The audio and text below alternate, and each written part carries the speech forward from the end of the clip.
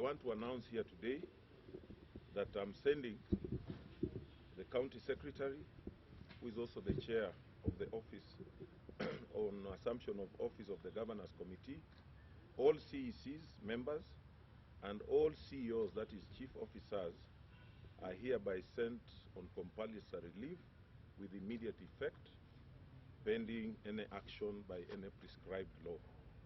You are aware that I had earlier communicated to you about the RRI initiative for the next 100 days, and we have promised the people of Busia on what we need to deliver on 100 days. And this rearrangement is being made to facilitate that. I think I was here with you. I communicated with you on what we need to do in 100 days. Therefore, I also want to appoint His Excellency Arthur Odera to chair the Task Force Committee on Finance, Economic Planning and ICT Subcommittee. He'll be chairing that task force to look on what it's going to do to deliver on the 100 days RRI initiative.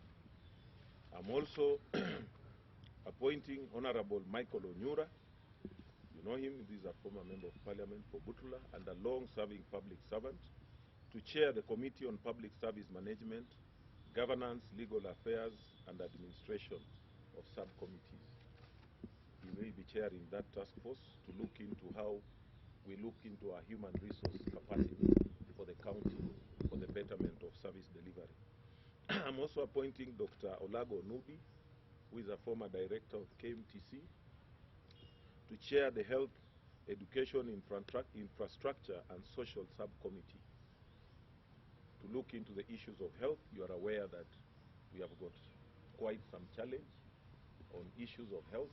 I've visited the hospitals. You are aware that there are few things we have mitigated, but we need long-term solutions. And this is something that we promised the people of Busia during the campaign in our manifesto.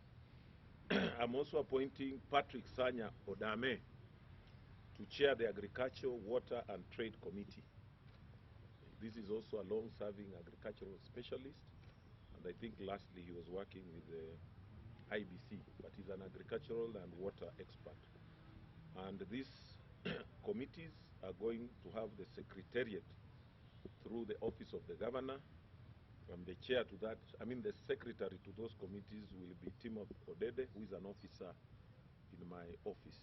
This is Timothy Odede. He'll provide secretariat service. And of course, we expect this committee to deliver on the tasks that we put ahead on RRI within the 100 days. And you remember we said we'll be reviewing that every 25 days. As I send those respective officers, the CECs and CEOs, on compulsory leave, they should hand over their responsibilities to the respective directors as they are going to be informed of those particular departments. Asanteni sana. Sisi tunaendelea kuwahudumia watu wa Busia kwa sababu mmejua zile shida tuko nazo na zile ahadi tulipeana. Unaona tauni yetu hata pia bado haiko sawa. In fact, that one I think you didn't put it here. I'm also ordering that all functions ambazo ziko katika ile department ya urban and lands that are supposed to go to the municipal board, I think you should give me that to sign immediately, that all those functions should be transferred with immediate effect. Unfortunately, maybe it was not put here for now, but that's something that I'm also doing. That the Busia municipal board should be properly operationalized, and I have already given instructions that the functions as prescribed in law should be transferred with immediate effect from that other department. Because you are aware when we went around, they said they have not been given their functions, although the law had already been passed that prescribes that function.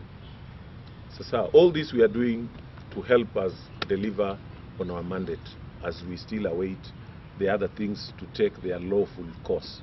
But that does not mean that we should stop working. We have already been sworn in office, and we must continue to work as we wait for the other things that require legal framework to continue.